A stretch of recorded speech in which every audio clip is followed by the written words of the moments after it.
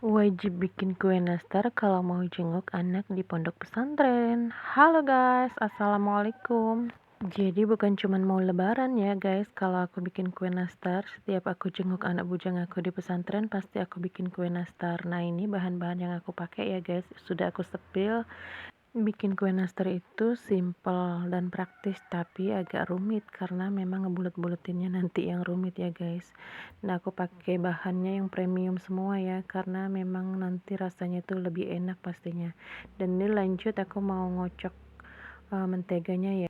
Aku bukain satu persatu ya, ini menteganya aku pakai 5 margarin Palmia dan 2 Blue Band ya. Biasanya aku pakai Barter yang merek Ancur ya guys, cuman karena memang kalau Ancur itu harus pesen dulu di toko orange jadi kelamaan. Kue nastar itu memang sefavorit itu ya guys, anak bujang aku tuh paling suka banget sama kue nastar, cuman aku bikinnya ini memang agak banyakan karena memang bukan cuman buat anak bujang aku, tapi untuk oleh-oleh ibu nyai di pesantren dan bisa aku bagi buat saudara dan tetangga aku. Nah setelah bahan semua sudah masuk, ini lanjut aku mau ngocok ya. Aku pakai 4 kuning telur ya guys, jadi yang 2 itu untuk olesan kuehnya nanti. Ini dikocok sedang dengan kecepatan sedang. Setelah semuanya tercampur rata baru nanti pakai kecepatan tinggi. Lanjut ini aku mau masukin gula halus ya. Gula halus itu disaring seperti ini ya supaya nanti tidak bergerinding. Gemoy Zara aku tuh kepo ya guys, dia tuh pengen tahu maminya tuh ngapain, mau bikin kue apa, dia tuh mau bantuin katanya, tapi sebenarnya bukan mau bantuin tapi yang ada ngerusuin guys.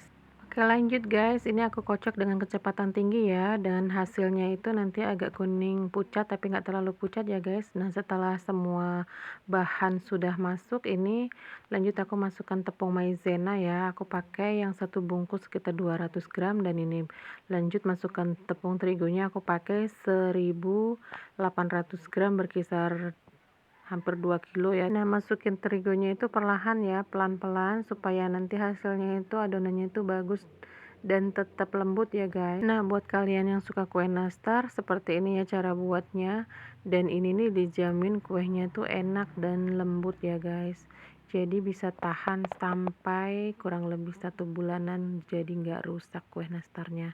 Dan ini terakhir ya, setelah penampakannya sudah bisa dipulung adonannya, ini siap dipulung. Oke lanjut guys, ini aku mau molongin kue nastarnya ya. Ini bagian yang paling butuh kesabaran yang luar biasa, dan ini harus telaten ya supaya hasil kue nastarnya itu benar-benar bulat sempurna seperti ini. Nah setelah selesai aku bulatin kue nastarnya, lanjut ini aku mau masukkan ke dalam oven yang sebelumnya sudah dipanasin terlebih dahulu, ovennya selama 15 menit ya guys. Nah setelah semuanya sudah masuk perkuehannya, ini mau ditutup dan dibiarkan selama kurang lebih 15 menit juga ya, sampai tercium wangi kue nastarnya. Dan setelah wangi, ini lanjut aku mau keluarin kue nastarnya ya, mau aku oles pakai kuning telur yang sudah aku campur dengan minyak makan dan pewarna kuning kue ya. Dan ini lanjut ya, seperti ini cara ngolesinya. Ini diolesinya sampai 2 kali